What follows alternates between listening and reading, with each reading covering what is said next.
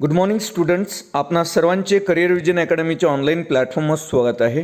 आज आपण आगामी महाराष्ट्र राजपत्रित संयुक्त मुख्य परीक्षा गट ब व गट क तसेच आगामी TCS पॅटर्नच्या नगर परिषद भरती अभ्यासक्रमाच्या अनुषंगाने वन लाइनर करंट अफेअरचा भाग 9 सुरू करत आहोत। या भागामध्ये चालू घडामोडीशी रिलेटेड 50 पेक्षा जास्त मुद्द्यांचा समावेश आहे। आपण थोडक्यात या मुद्द्यांचा आढावा घेणार आहोत। हे मुद्दे तुम्हाला आगामी सर्व प्रकारच्या स्पर्धा परीक्षांमध्ये निश्चितच उपयुक्त ठरतील। यामधला जो पहिला मुद्दा आहे तो बघा। सायक्लोन 1 हा भारत आणि इजिप्तमधील पहिला संयुक्त लष्करी सराव आहे आणि या सरावाचं जे आयोजन करण्यात आलं ते राजस्थानमधील जैसलमेर या ठिकाणी 14 जानेवारी 2023 पासून पुढच्या 14 दिवसांसाठी हे आयोजन करण्यात आलं होतं राजस्थानमधील जैसलमेर या ठिकाणी।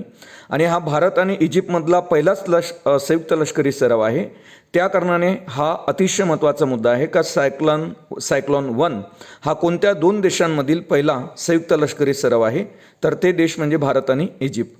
पुढचा मुद्दा आपण बघणार आहोत जो सस्टेनेबल डेव्हलपमेंट गोल्सच्या संदर्भात आहे। SDGच्या प्रगतीचा मागोवा घेणारे देशातलं जे पहिलं शहर ठरलं ते म्हणजे भोपाळ मध्य प्रदेशमधील। SDGचा जो ओरिजिनल आपण कालखंड जर बघितला तर तो जगामध्ये निश्चित करण्यात आलेला आहे। 2016 पासून तर 2030 पर्यंत जगातील प्रत्येक देशाला SDGचे जे ध्येय आहेत जवळपास लक्ष्य ठरवले आहेत 169 आणि जे उद्दिष्ट ठरवलेले आहेत ते 17 हे गाठायचे आहेत। त्या अनुषंगाने भारतातील या शहरानं एक पाऊल उचललेलं आहे आणि भारतातील हे पहिलंच शहर आहे भोपाळ का ज्याने SDGच्या प्रगतीचा मागोवा घेण्यासाठी सर्वप्रथम आपली रूपरेषा ठरवलेली आहे। तर टोटल जर आपण सस्टेनेबल डेव्हलपमेंट गोलमध्ये जर बघितलं तर 17 उद्दिष्ट येतात आणि 169 लक्ष्य येतात। आता यामध्ये जर आपण 2022चा जर विचार केला तर 2022मध्ये इंटरनॅशनल लेवलवर जर SDGमध्ये भारताची रँकिंग जर आपण लक्षात घेतली तर आपल्याला 163 देशामध्ये 2022च्या रँकिंगनुसार भारताचा 121वा क्रमांक लागतो आणि तोच 2021मध्ये भारताचा 120वा क्रमांक होता आणि 2020मध्ये SDGमध्ये सस्टेनेबल डेव्हलपमेंट गोलमध्ये भारताची जी रँकिंग होती 2020मध्ये ती 117वी होती। ही बाब लक्षात असू द्या का 2022मध्ये भारताची सस्टेनेबल डेव्हलपमेंट गोलमध्ये रँकिंग किती आहे तर 121 163 देशांच्या यादीत। 2020मध्ये भारताची रँकिंग 117 होती। त्यानंतर 2021मध्ये जर आपण विचार केला तर भारताची रँकिंग SDG डेव्हलपमेंट गोल्समध्ये 120वी होती। सद्यस्थितीमध्ये 2022मध्ये भारत या SDG डेव्हलपमेंट गोलमध्ये 163 देशांच्या यादीमध्ये 121व्या क्रमांकावर आहे। त्यानंतरचा आणखी एक महत्त्वाचा मुद्दा आपण बघणार आहोत का भारताला सन 2047 पर्यंत अंमली पदार्थापासून मुक्त करण्याचं उद्दिष्ट भारत सरकारने ठरवलेलं आहे। गृह मंत्रालय हे देशातील अंमली पदार्थाचं उच्चाटन करण्यासाठी प्रयत्नरत आहे। सर्वात जास्त अंमली पदार्थाचं सेवन हे पंजाबमध्ये केले जाते। त्या दृष्टिकोनातून आणि भारताच्या अंतर्गत भागात देखील काही ठिकाणी अंमली पदार्थाचं मोठ्या प्रमाणात सेवन होते। तर अंमली पदार्थापासून भारताला मुक्त करण्याचं जे भारत सरकारनं ध्येय ठरवलेलं आहे ते कोणत्या वर्षापर्यंत असा तुम्हाला प्रश्न विचारला जाऊ शकतो तर सन 2047 पर्यंत भारताला अंमली पदार्थापासून मुक्त करण्याचं उद्दिष्ट भारत सरकारने ठरवलेलं आहे। त्यानंतरचा आणखी महत्त्वाचा मुद्दा आपण घेणार आहोत तेलंगणाच्या संदर्भात का तेलंगणाच्या पहिल्या महिला मुख्य सचिव शांताकुमारी या आहेत आणि त्या 1989च्या बॅचच्या IAS अधिकारी असून त्या मूळच्या आंध्र प्रदेशच्या आहे। तर तेलंगणाच्या पहिल्या महिला मुख्य सचिव शांताकुमारी ठरलेले आहे। ही बाब लक्षात घ्या। त्यानंतर महत्त्वाचा मुद्दा घेणार आहोत आपण एक आगामी स्पर्धा परीक्षांसाठी हा मुद्दा खूप महत्त्वाचा आहे का सर्व मॅन होल्स आणि गटारे स्वच्छ करण्यासाठी रोबोटिक तंत्रज्ञान वापरणारं देशातलं पहिलं कोणतं राज्य आहे तर ते म्हणजे केरळ। केरळ हे देशातलं पहिलं राज्य आहे गटारे स्वच्छ करण्यासाठी रोबोटिक तंत्रज्ञान वापरणारं। त्यानंतरचा मुद्दा आहे का अशाच प्रकारचं एक तंत्रज्ञान IIT मद्रासने सुरू केलेलं आहे सेप्टिक टाक्या साफ करण्यासाठी। ही बाब तुम्ही आवर्जून लक्षात ठेवा का IIT मद्रासने सेप्टिक टाक्या साफ करण्यासाठी विकसित केलेला जो रोबोट आहे त्याला होमोसेप म्हणतात। होमोसेपचा जर आपण स्टँडर्ड विचारात घेतला तर होमोजिनायझर ऑफ सेप्टिक असा त्याचा अर्थ होतो आणि हा देखील अत्यंत महत्त्वाचा मुद्दा आहे। सर्व स्पर्धा परीक्षांसाठी. त्यानंतर आणखी एक तुम्हाला माहीत असेल का दिल्लीमध्ये दिल्ली सत्ता संघर्ष चालू आहे. केंद्र सरकार आणि दिल्लीच्या जे मुख्यमंत्री आहे अरविंद केजरीवाल यांच्या संदर्भात हा विवाद जो होता हा सर्वोच्च न्यायालयामध्ये गेला आणि सर्वोच्च न्यायालयाने केंद्र सरकारची जी सत्ता आहे दिल्लीतील फक्त जमीन असेल, पोलीस असेल, संरक्षण या बाबतीतच चालते हे घोषित करून दिल्लीतील जे काही सनदी अधिकारी आहेत ते नेमण्याचा अधिकार हा दिल्ली सरकारचा आहे असा अलीकडे सर्वोच्च न्यायालयाने निर्णय दिलेला आहे. त्या अनुषंगाने आपण या ठिकाणी एक पॉईंट घेतलेला आहे का कोणत्या घटना दुरुस्तीनुसार दिल्लीला विशेष राज्याचा दर्जा देण्यात आला. ते 69वी घटना दुरुस्ती लक्षात ठेवा. आगामी सर्व स्पर्धा परीक्षांसाठी 69वी घटना दुरुस्ती कायदा 1991 द्वारे राज्यघटनेमध्ये दिल्लीच्या संदर्भात एक कलम ॲड करण्यात आलं. ते म्हणजे 239AA ही कलम दिल्लीशी संबंधित आहे. आणि सर्वात महत्त्वाचा मुद्दा की दिल्लीला बालकृष्णन जी समिती होती त्या समितीच्या शिफारसीनुसार दिल्ली या राज्याला विशेष दर्जा मिळालेला आहे. तर दिल्लीशी हे कलम लक्षात ठेवा 239AA आणि घटना दुरुस्ती आहे 69वी घटना दुरुस्ती कायदा 1991. आणि दिल्लीमध्ये जवळपास तिच्या विधानसभेचे जे सदस्य संख्या आहे ती आहे 70. आणि त्यामुळं दिल्लीच्या मंत्रिमंडळामध्ये जे मंत्री असतात तर ते मंत्र्यांची संख्या आहे 10%. विधानसभेचे एकूण 10% सदस्य दिल्लीच्या मुख्यमंत्र्याच्या मंत्रिमंडळामध्ये असावी अशी एक तरतूद आहे. तर त्या अनुषंगाने हे सर्व मुद्दे तुम्ही आवर्जून लक्षात ठेवा. त्यानंतरचा आपण महत्त्वाचा आणखी मुद्दा बघणार आहोत जो अतिशय महत्त्वाचा आहे. क्रीडाविषयक घडामोडी आहे. ऑस्ट्रेलियाला सलग तिसरे ICC महिला T20 विश्वचषक विजेतेपद मिळाले आणि हे पदक मिळवत असताना ऑस्ट्रेलियाच्या संघाने दक्षिण आफ्रिकन संघाचा पराभव केलेला आहे आणि तिसऱ्यांदा ऑस्ट्रेलियाने हे पदक प्राप्त केलेलं आहे ICC महिला T20 विश्वचषक पदक. तर ऑस्ट्रेलियाने कोणत्या संघाचा पराभव केला हा देखील महत्त्वाचा मुद्दा आहे. तर ऑस्ट्रेलियन संघाने ICC महिला T20 विश्वचषक विजेतेपद मिळवण्यासाठी दक्षिण आफ्रिका संघाचा पराभव केलेला आहे आणि ऑस्ट्रेलियाने हा विश्वचषक जे विश्व विजेतेपद आहे ते तिसऱ्यांदा जिंकलेलं आहे. ही बाब लक्षात घ्या. त्यानंतरचा पुढचा अतिशय महत्त्वाचा मुद्दा घेणार आहोत आपण. तर तो म्हणजे केरळ हे देशातलं पहिलं राज्य ठरलं स्थानिक पातळीवरील पहिले जल बजेट सादर करणारे. तर स्थानिक स्वराज्य पातळीवर तयार झालेले देशातलं हे पहिलंच जल बजेट आहे आणि अशा प्रकारचं जल बजेट पहिल्यांदाच आपल्या केरळ राज्यामध्ये मांडण्यात आलेलं आपल्याला पाहायला मिळते. आगामी सर्व स्पर्धा परीक्षेच्या दृष्टिकोनातून हा मुद्दा अतिशय महत्त्वाचा आहे का देशातील पहिले स्थानिक पातळीवर जल बजेट जे जल आहे ते जल बजेट तयार करणारे देशातले पहिले राज्य कोणते तर केरळ. आणि केरळ राज्य स्थानिक पातळीवर जल बजेट तयार करण्यासाठी स्थानिक स्वराज्य संस्थांना काही निधी उपलब्ध करून देईल या योजनेच्या अंतर्गत.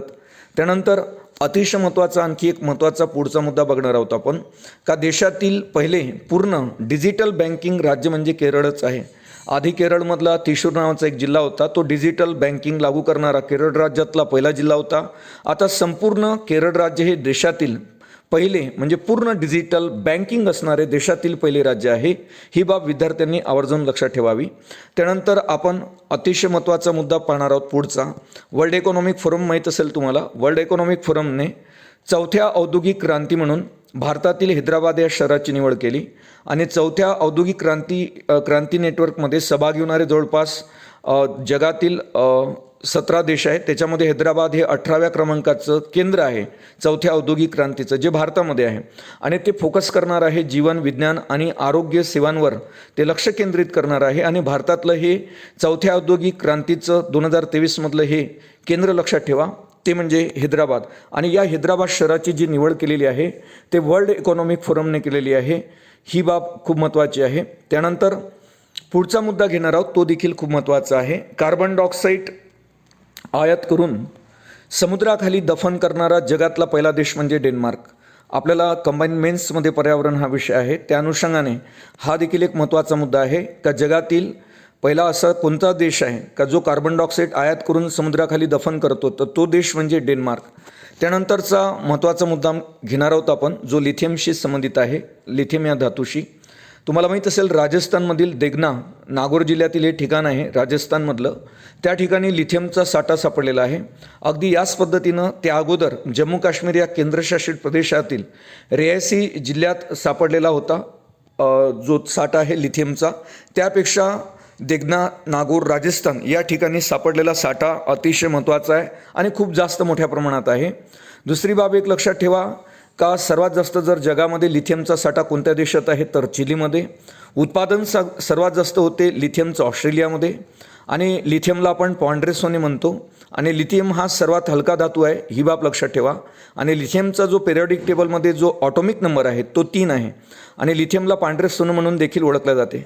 आणि लिथियमची बॅटरी स्टोरेज क्षमता खूप जास्त असते, त्यामुळं भविष्यामध्ये लिथियम खूप महत्त्वाचा धातू राहणार आहे, कारण स्टोरेज क्षमतेची दृष्टिकोनातून खूप महत्त्वाचा धातू आहे हा. आजही मोबाईलमध्ये लिथियमच्याच बॅटरी आपण वापरतो, त्या अनुषंगाने हा देखील महत्त्वाचा मुद्दा आहे. आणखी एक बाब लक्षात ठेवा, जॉन गुड इनफ यांचं अलीकडे निधन झालेलं आहे. तर त्यांना 2019मध्ये लिथियम बॅटरीच्या शोधासाठी रसायनशास्त्रातील नोबेल पुरस्काराने सन्मानित करण्यात आले होते, ही बाब लक्षात ठेवा. त्या व्यक्तीचं नाव आहे जॉन गुड इनफ. यांचं 2023मध्ये निधन झालेलं आहे. आणि त्यातच भारतामध्ये 2 ठिकाणी लिथियमचा साठा सापडलेला आहे. तर त्या अनुषंगाने या व्यक्तीचं नाव देखील खूप महत्त्वाचं आहे. जॉन गुड इनफ हे ते नाव आहे. यांना 2019चा रसायनशास्त्रातील नोबेल मिळालेला आहे. ही बाब विद्यार्थ्यांनी आवर्जून लक्षात ठेवावी आणि काही थोडी माहिती नेटवरून कलेक्ट करावी जॉन गुड इनफ यांच्या संदर्भात. त्यानंतर पुढचा मुद्दा घेणार आहोत आपण.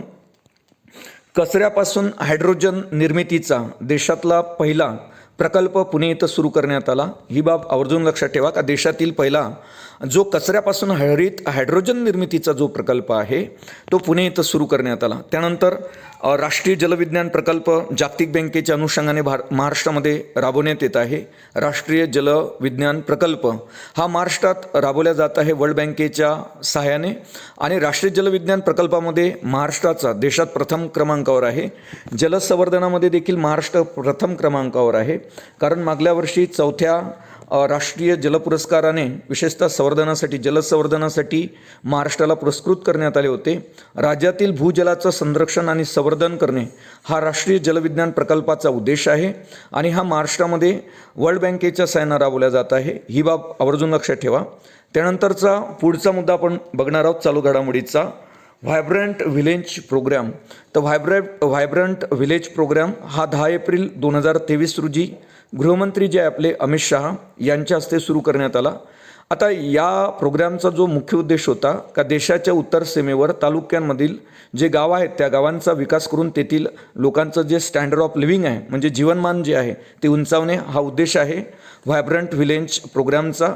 आणि या प्रोग्रामचा जो कालावधी असणार आहे तो कालावधी असणार आहे 2022 पासून तर 2025 या कालावधीसाठी भारताच्या उत्तर सीमेवरील तालुक्यांमधील गावांचा विकास करण्यासाठी, विशेषतः त्या लोकांचं स्टँडर्ड ऑफ लिव्हिंग उंचावण्यासाठी, त्यांचं जीवनमान उंचावण्यासाठी अमित शहा आपले जे गृहमंत्री यांच्या हस्ते हा प्रोग्राम सुरू करण्यात आलेला आहे. ही तारीख तुम्ही आवर्जून लक्षात ठेवा, 10 एप्रिल 2023 रोजी हा प्रोग्राम सुरू करण्यात आलेला आहे. आणि या प्रोग्रामचं जे नाव आहे व्हायब्रंट व्हिलेज प्रोग्राम. नंतरचा मुद्दा आपण पाहणार आहोत तो देखील महत्त्वाचा आहे. भारतीय रेल्वे बोर्डाच्या ज्या अध्यक्षा बनलेल्या आहेत तर त्या म्हणजे जया वर्मा सिंह यांची नियुक्ती झालेली आहे. ह्या भारतीय रेल्वे बोर्डाच्या पहिल्या महिला अध्यक्ष आहे. आणि या ठिकाणी आपण पाहतो का जया वर्मा शर्मा जे आहे first CEO chairperson of railway board in over 100 years, म्हणजे 100 वर्षातील ही पहिली व्यक्ती आहे महिला का जी रेल्वे बोर्डाची अध्यक्षा बनलेली आहे. आणि एक बाब आणखी लक्षात ठेवा का रेल्वे बोर्डाची स्थापना 1905मध्ये झाली, त्यासाठी 1901मध्ये थॉमस रॉबर्टसन समिती नेमण्यात आली होती. आणि थॉमस रॉबर्टसन समितीच्या शिफारसींच्या आधारावर रेल्वे बोर्डाची स्थापना 1905मध्ये ब्रिटिशांच्या काळात झालेली आपल्याला पाहायला मिळते. त्यानंतरचा आणखी एक महत्त्वाचा मुद्दा बघणार आहोत जो आगामी सर्व स्पर्धा परीक्षांसाठी महत्त्वाचा आहे का सिल्वर पॉपलेट या मासाला राज्यमाशाचा दर्जा अलीकडे कोणत्या राज्याने दिला तर महाराष्ट्र या राज्याने सिल्वर पॉपलेट या मासाला राज्यमाशाचा दर्जा अलीकडे दिलेला आहे. आता मुख्य उद्देश काय होता हा दर्जा देण्यामागं का या जातीच्या माशाचं संवर्धन करणे, त्यांची पैदास वाढवणे आणि या माशाला स्थानिक पातळीवर सरंगा म्हटलं जाते. ही बाब आवर्जून लक्षात ठेवा का सिल्वर पॉपलेट या माशाचं स्थानिक पातळीवर नाव काय तर स्थानिक पातळीवर या माशाचं जे नाव आहे ते म्हणजे सरंगा. आणि विशेषतः मुंबईपासून अगदी जवळ असलेलं एक ठिकाण आहे सातपाटी, या किनारी भागात मोठ्या प्रमाणात हे सिल्वर पॉपलेट मासे सापडतात. तर ही विद्यार्थ्यांनी ही बाब आवर्जून लक्षात घ्यावी. त्यानंतर पुढचा मुद्दा आपण बघणार आहोत जो क्रीडाशी संबंधित आहे. अमेरिकेच्या ज्या टेनिसपटू आहे कोको गॉफ हिने बेलारूसच्या आर्याना सबालेंकाचा अलीकडे प्रभाव करत USA ओपनचे 2023चे विजेतेपद पटकवलेलं आहे. 19 वर्षीय कोको गॉफ अमेरिकेची टेनिसपटू हिने महिला एकेरीतलं हे तिचं पहिलंच ग्रँड स्लॅम विजेतेपद आहे. ही बाब देखील विद्यार्थ्यांनी आगामी सर्व स्पर्धा परीक्षेच्या दृष्टिकोनातून लक्षात ठेवावी. का अमेरिकन टेनिसपटू कोको गॉफ हिने बेलारूसच्या आर्याना सबालेंकेचा पराभव करत USA ओपनचे म्हणजे 2023चे विजेतेपद पटकवलेलं आहे. ती 19 वर्षीय टेनिसपटू आहे कोको गॉफ आणि हिचं हे महिला एकेरीतलं पहिलंच ग्रँड स्लॅम विजेतेपद आहे. त्यानंतरचा आणखी एक महत्त्वाचा मुद्दा बघणार आहोत आपण. तुम्हाला माहीत असेल अलीकडे भारतातील रवी कन्नन यांना रामॅन मॅग्सेस पुरस्काराने सन्मानित करण्यात आले. तर रामॅन मॅग्सेस पुरस्कार 2023 हा पुरस्कार भारताच्या डॉक्टर रवी कन्नन यांना जाहीर झाला आणि त्यांचं जे काम महत्त्वाचं आहे ते कर्करोग क्षेत्रातील त्यांचं योगदान खूप महत्त्वाचं आहे. विशेषतः आसाममध्ये त्यांनी एक ठिकाण आहे तर ते हॉस्पिटल चालवतात. त्याचं नाव आहे Cachar cancer hospital and research centre in Assam. तर विशेषतः ईशान्य भारतामध्ये खूप जास्त काम केलेलं आहे डॉक्टर रवी कन्नन यांनी. तर त्यामुळं त्यांच्या या कार्याची दखल घेऊन त्यांना सन 2023मध्ये रॅमन मॅग्सेस पुरस्कार जाहीर झालेला आहे. ही बाब विद्यार्थ्यांनी आवर्जून लक्षात ठेवावी. आणि ज्यावेळेस एका भारतीयाला रॅमन मॅग्सेस पुरस्काराने सन्मानित केले जाते तर त्यावर आयोग प्रश्न विचारण्याची दाट शक्यता असते. ही बाब लक्षात घ्या आणि लक्षात ठेवण्यासारखी देखील आहे का भारतातील कोणत्या व्यक्तीला रॅमन मॅग्सेस पुरस्कार 2023ने सन्मानित करण्यात आले तर डॉक्टर रवी कन्नन आणि हे विशेषतः आसाममध्ये कार्यरत आहे. ही बाब आवर्जून लक्षात ठेवा. त्यानंतरचा पुढचा मुद्दा आपण बघणार आहोत. ब्रिक्स शिखर संमेलनाच्या संदर्भात काही माहिती आपण बघणार आहोत. का ब्रिक्स संघटनेत टोटल अलीकडे 6 देशांचा समावेश झालेला आहे. त्या अनुषंगाने आपण हा पॉईंट या ठिकाणी अभ्यासासाठी घेतलेला आहे. का ब्रिक्स शिखर संमेलन अलीकडे ब्रिक्स या संघटनेमध्ये 6 देशांचा समावेश झालेला आहे. हे 6 देश तुम्ही आवर्जून लक्षात ठेवा. या 6 देशांमध्ये Iran, Argentina, Saudi Arabia, Egypt, Ethiopia आणि या देशांचा समावेश ब्रिक्स संघटनेत करण्यात आलेला आहे. तर पुन्हा हे देश लक्षात ठेवा. अर्जेंटिना, त्यानंतर Iran, Saudi Arabia, Egypt, Ethiopia आणि हे 6 देश आहे का ज्यांचा समावेश अलीकडे ब्रिक्स संघटनेत झालेला आहे. आणि आता ब्रिक्स संघटनेची जर संख्या आपण पाहिली तर ती 11 इतकी झालेली आहे. तर आता या ठिकाणी एक लक्षात ठेवा का ब्रिक्स सदस्य देशांची संख्या सध्या किती तर ते म्हणजे 11. दुसरी एक बाब लक्षात ठेवा का ब्रिक्स संघटना अस्तित्वात आली तर याची सुरुवात 2006 पासूनच झालेली आपल्याला पाहायला मिळते. पण खऱ्या अर्थानं ब्रिक्सचं जे पहिलं संमेलन झालं म्हणजे त्याचं एस्टॅब्लिशमेंटच आपण म्हणू तर या संघटनेची स्थापना 2009मध्ये करण्यात आली. आणि तुम्हाला एक माहीत असेल का ब्रिक्स संघटनेचं जे पहिलं अधिवेशन झालं होतं किंवा संमेलन पार पडलं ते एकांटेरिनबर्ग रशिया ठिकाणी.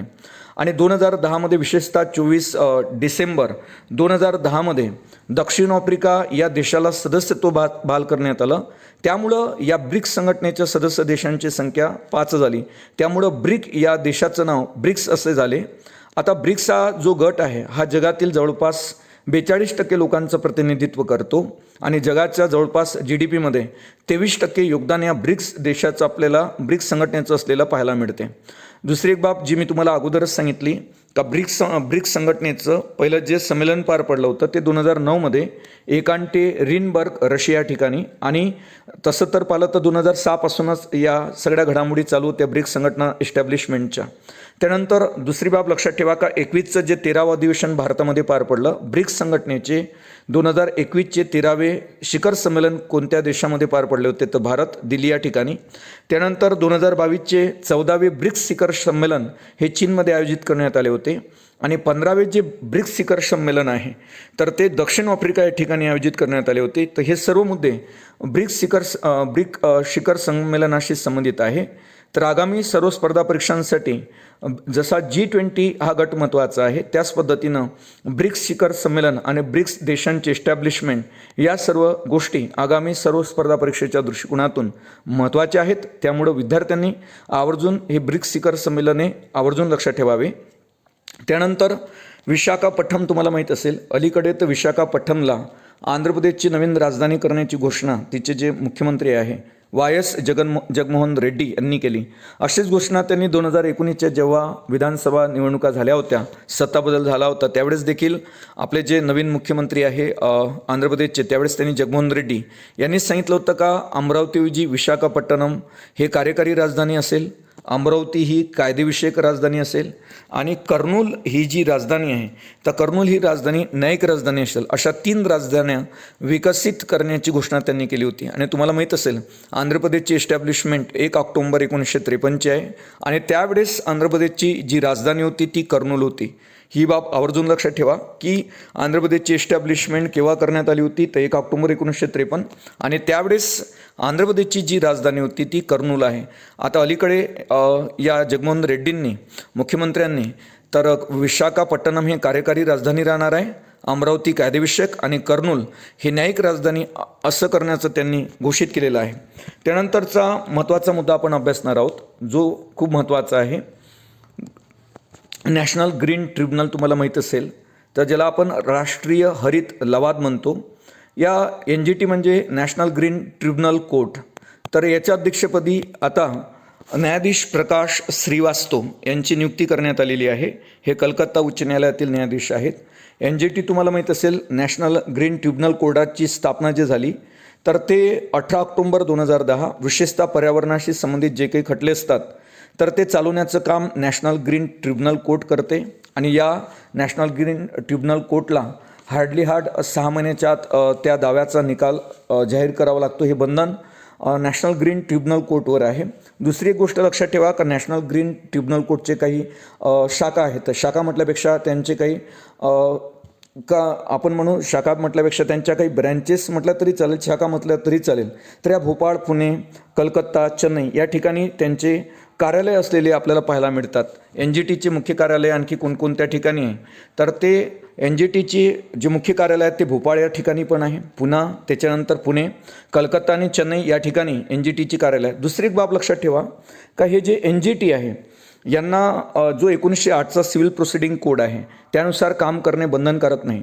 कारण NGT जे न्याय निर्णय करते ना तर ते नैसर्गिक न्यायाच्या तत्वानं काम करते, त्या सिद्धांतानुसार काम करते, ना की त्यांच्यावर सिव्हिल प्रोसिडिंग कोड जो 1908चा आहे ज्याला आपण दिवाणी प्रक्रिया संहिता म्हणतो त्यानुसार काम करण्याचं बंधन आपल्याला नॅशनल ग्रीन ट्रिब्युनल कोडवर दिसत नाही.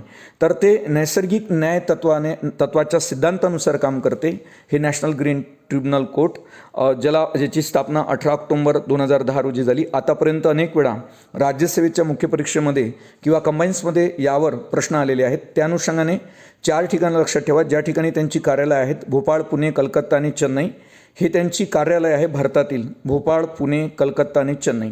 तर अशा पद्धतीनं या NGTच्या अध्यक्षपदी न्यायाधीश प्रकाश श्रीवास्तव यांची नियुक्ती करण्यात आलेली आहे. ही बाब आवर्जून विद्यार्थ्यांनी लक्षात ठेवावी. त्यानंतर राष्ट्रीय मानवी हक्क आयोगाचे जे अध्यक्ष बनलेले आहेत ते न्यायमूर्ती आपण पाहिलं अरुण मिश्रा यांची अलीकडे नियुक्ती करण्यात आली राष्ट्रीय मानवी हक्क आयोगाचे अध्यक्ष म्हणून.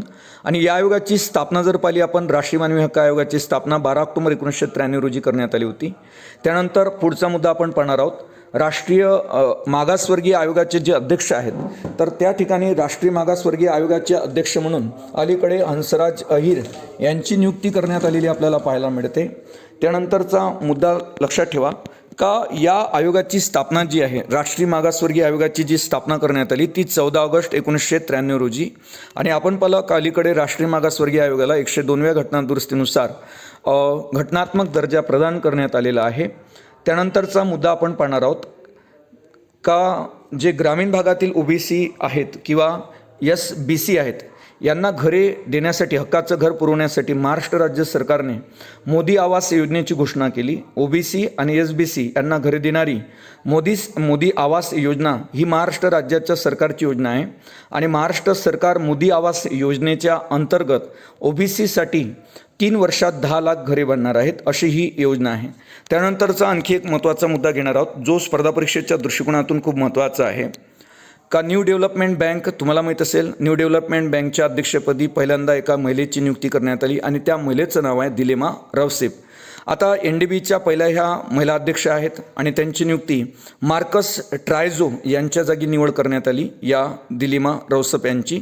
दिलिमा रौसेप या ब्राझीलच्या अर्थशास्त्रज्ञ, विशेषतः ब्राझीलच्या त्या पहिल्या महिला राष्ट्राध्यक्षा होत्या.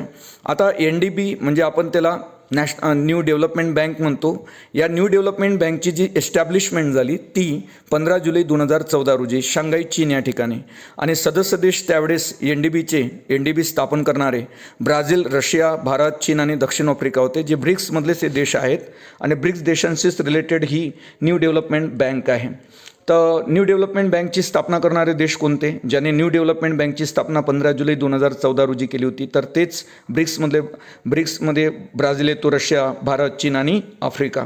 नवीन सदस्य देश झालेले आहेत न्यू डेव्हलपमेंट बँकचे. ब्रिक्स देशांचे वेगळे सदस्य देश आहे, न्यू डेव्हलपमेंट बँकचे वेगळे सदस्य देश आहे. हे नवीन सदस्य देश तुम्ही आवर्जून लक्षात ठेवा. न्यू डेव्हलपमेंट बँकचे नवीन सदस्य देश कोणते? बांगलादेश, UAE, उरुग्वे आणि त्यानंतर इजिप्त. तर बांगलादेश, UAE, उरुग्वे आणि इजिप्त हे न्यू डेव्हलपमेंट बँकचे नवीन सदस्य देश असलेला आपल्याला पाहायला मिळते. या पद्धतीनं हा अतिशय महत्त्वाचा चालू घडामोडीचा मुद्दा आहे, जो आगामी सर्व स्पर्धा परीक्षांसाठी उपयुक्त आहे. त्यानंतर आणखी एक महत्त्वाचा मुद्दा आपण पाहणार आहोत. भारतीय अणुऊर्जा आयोगाचे 13वे अध्यक्ष बनलेले आहे डॉक्टर अजित कुमार मोहंती. या ठिकाणी एक बाब लक्षात ठेवा का भारतीय अणुऊर्जा आयोगाची स्थापना 10 ऑगस्ट 1948 करण्यात आली होती. या गोष्टीला अलीकडे 75 वर्ष पूर्ण झालेले आहेत. त्या अनुषंगाने हा मुद्दा खूप महत्त्वाचा आहे का भारतीय अणुऊर्जा आयोगाचे नवनियुक्त अध्यक्ष कोण आहेत, तर ते म्हणजे डॉक्टर अजय कुमार मोहंती. हे भारतीय अणुऊर्जा आयोगाचे अध्यक्ष म्हणून त्यांची नियुक्ती करण्यात आली. या आयोगाची जर आपण स्थापना पाहिली तर 10 ऑगस्ट 1948 आहे. या आयोगाच्या स्थापनेला अलीकडे म्हणजे 2023 75 वर्ष पूर्ण झालेली आहेत. आयोगाचे पहिले अध्यक्ष होमी बाबा होते. ही बाब देखील लक्षात ठेवा.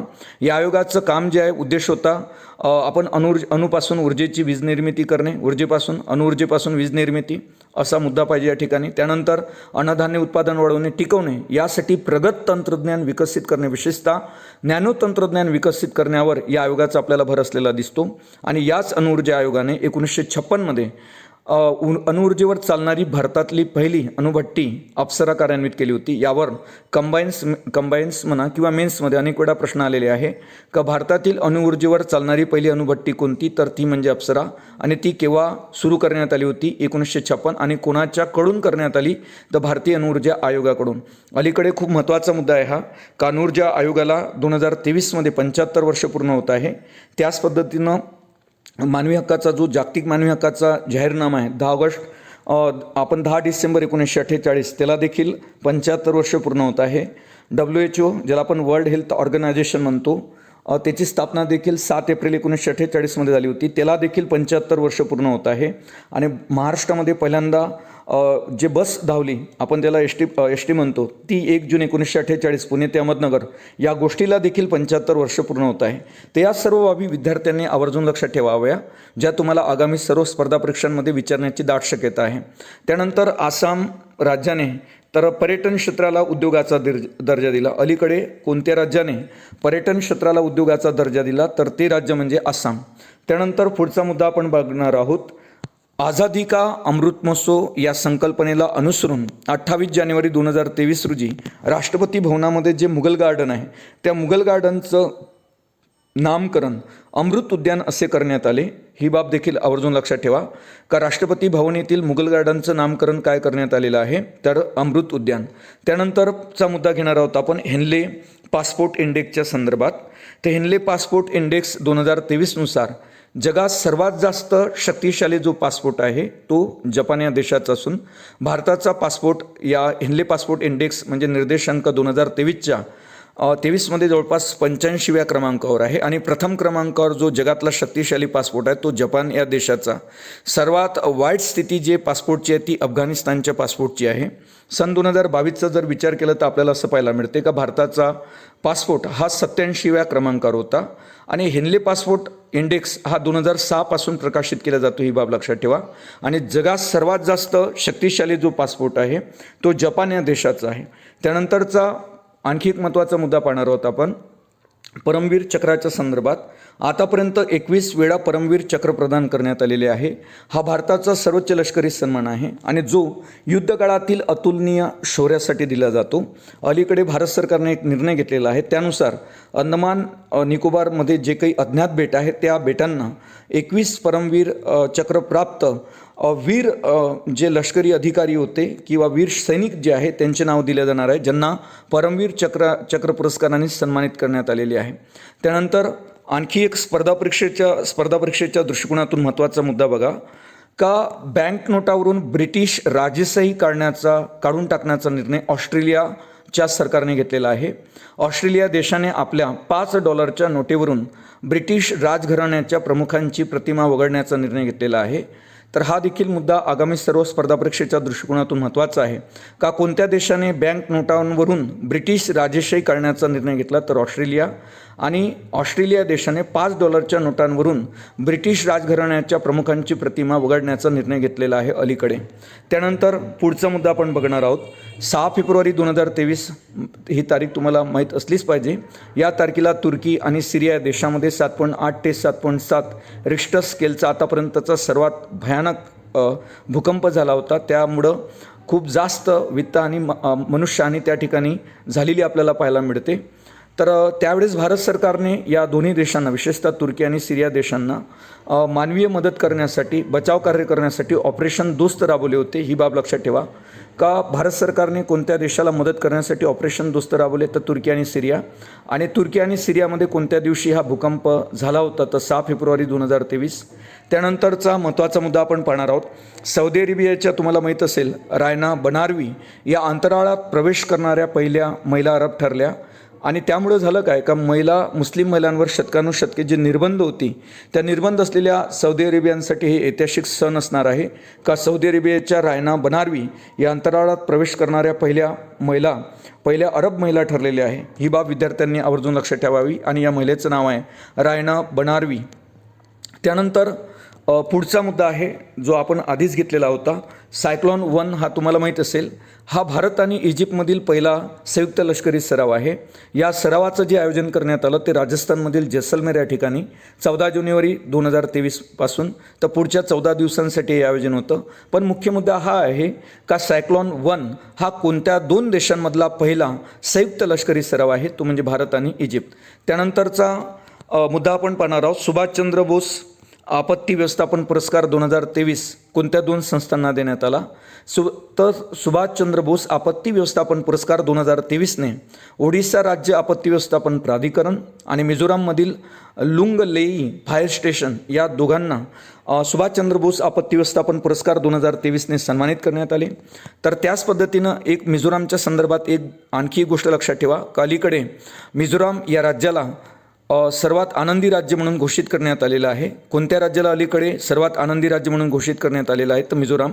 त्यानंतर जर 2022चा आपण सुभाषचंद्र बोस आपत्ती व्यवस्थापन पुरस्कार जर बघितला तर गुजरात आपत्ती व्यवस्थापन संस्थेला देण्यात आला होता आणि व्यक्तींमध्ये प्राध्यापक जे प्रोफेसर विनोद शर्मा आहे त्यांना हा पुरस्कार 2022चा देण्यात आला होता, सुभाषचंद्र बोस आपत्ती व्यवस्थापन पुरस्कार. त्यानंतर जर 21चा आपण बघितला तर 21चा सुभाषचंद्र बोस आपत्ती व्यवस्थापन पुरस्कार राजेंद्र कुमार भंडारी यांना देण्यात आला होता. हे तिन्ही पुरस्कार खूप महत्त्वाचे आहे आपत्ती व्यवस्थापनाच्या संदर्भात, कारण आपल्याला मेन्समध्ये आपत्ती व्यवस्थापन हा एक नवीन मुद्दा आहे. त्या अनुषंगाने विद्यार्थ्यांनी हे 2021, 22 आणि 23 हे तिन्ही पुरस्कार आवर्जून लक्षात ठेवावे. त्यानंतर 5व्या आपण पाहिलं खेलो इंडिया युवा स्पर्धा 2023चं आयोजन कोणत्या राज्यामध्ये करण्यात आले होते, तर मध्य प्रदेश. आणि या स्पर्धेमध्ये महाराष्ट्र प्रथम क्रमांकावर आहे, कारण महाराष्ट्राने जवळपास 56 सुवर्ण, 55 रौप्य आणि 50 कांस्य एकूण जर बघितले तर 161 पदांसह महाराष्ट्र या पदतालिकेमध्ये प्रथम क्रमांकावर होता. दुसऱ्या क्रमांकावर हरियाणा हे राज्य होते आणि तिसऱ्या क्रमांकावर मध्य प्रदेश. आणि 5व्या खेलो इंडिया युवा स्पर्धा 2023चं आयोजन कोणत्या राज्यामध्ये करण्यात आले होते, तर ते मध्य प्रदेश राज्यात 30 जानेवारीपासून तर 11 फेब्रुवारी 2023 दरम्यान हे आयोजन 5व्या खेलो इंडिया युवा स्पर्धेचं आयोजन करण्यात आले होते. ही बाब विद्यार्थ्यांनी लक्षात ठेवावी. अशा पद्धतीनं हे आजच्या वन लायनर आपण जे पाहिलं करंट अफेअरच्या पार्ट 9मधील अत्यंत महत्त्वाचे चालू घडामोडीशी रिलेटेड मुद्दे आहेत. पुन्हा आपण भेटू वन लायनर करंट अफेअरच्या पार्ट 10मध्ये.